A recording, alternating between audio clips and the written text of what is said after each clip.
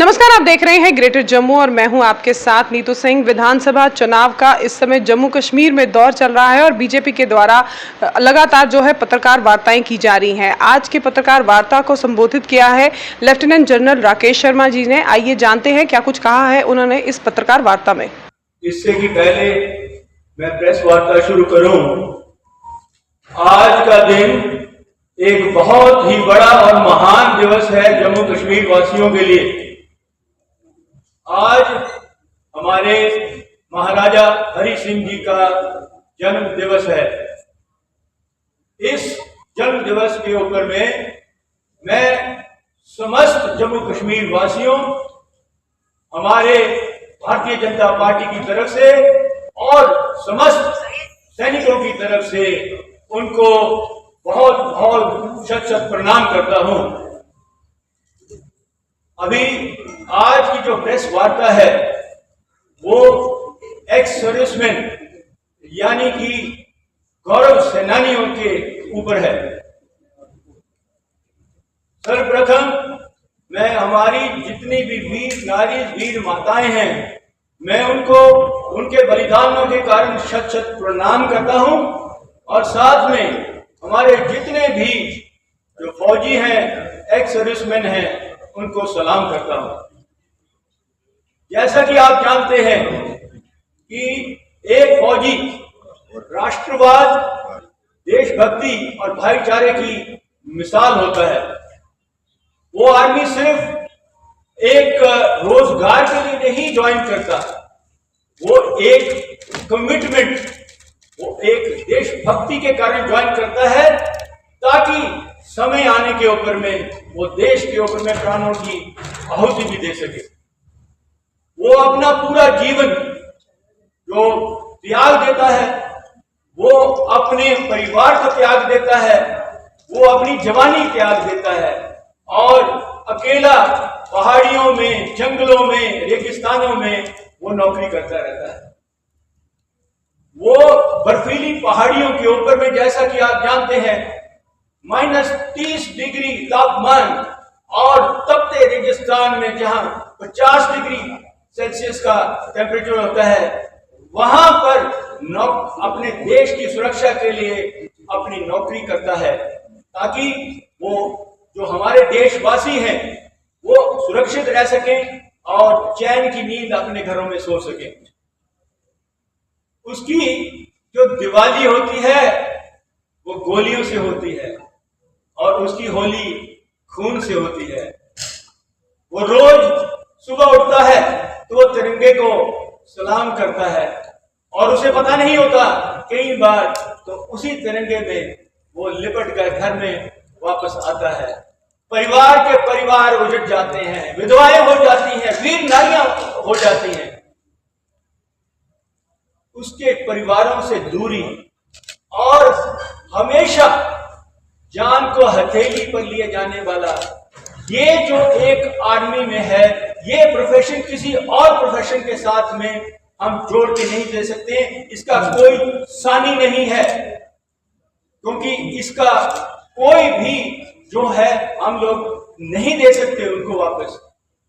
इसी कारण से ये हमारे देश की एक नैतिक रिस्पॉन्सिबिलिटी है कि फौजियों के वेलफेयर के बारे में जिम्मेवारी ली जाए ताकि जब उसे पता है कि मेरी गवर्नमेंट, मेरा देश, मेरे परिवार पीछे अगर मैं रहूं ना रहूं, मैं मेरे पीछे उनकी देखभाल होगी, तभी तो वो बॉर्डर के ऊपर में अपनी जान कुर्बान करने के लिए कभी कतराता नहीं है।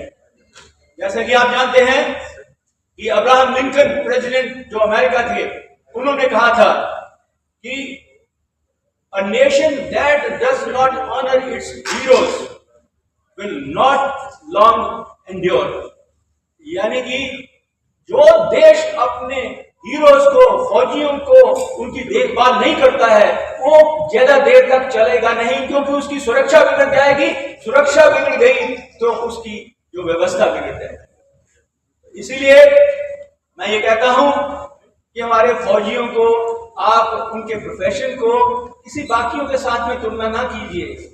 हम कहीं किसी और सबसे उच्च दर्जे के ऊपर में है। लेकिन जो पिछली सरकारें थी, मैं स्पेशली कांग्रेस के बारे में कहना चाहूंगा, उन्होंने सैनिकों के दुख दर्द को, उन्होंने उनके कल्याण को और उनके बलिदान को दरकिनार करके रख दिया।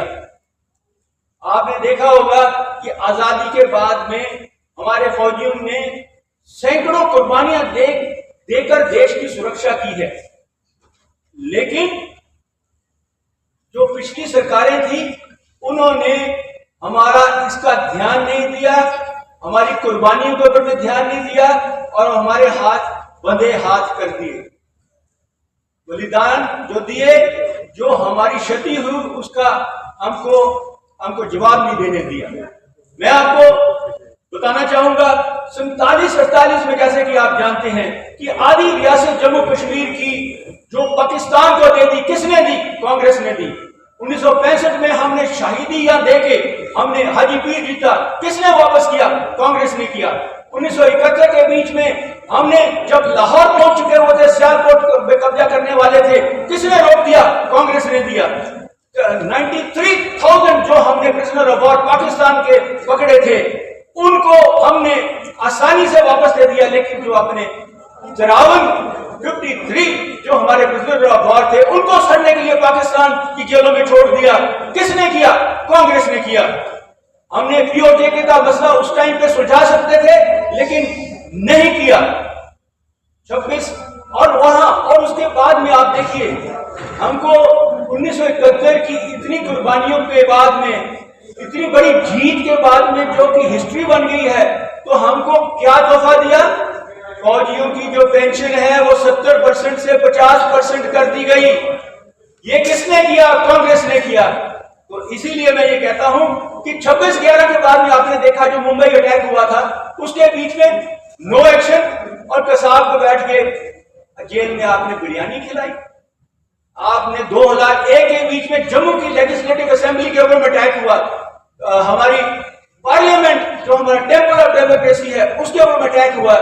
आपने फौजियों को मोबिलाइज कर दिया और पराक्रम हुआ। हम लोग बॉर्डर पे 6 महीने बैठे रहे और हम लोग बैठे, हम अपना बदला लेना चाहते थे, देश का बदला लेना चाहते थे। किसने रोक दिया? कांग्रेस ने रोक दिया। 800 हमारे जवान पराक्रम में शहीद हो गए। तो ये वो वाली सरकारें पहले थी जिन्होंने हमको आगे नहीं, जो हमने बदले चाहते थे वो नहीं करने दिए। लेकिन 2014 में एक नया दौर आया।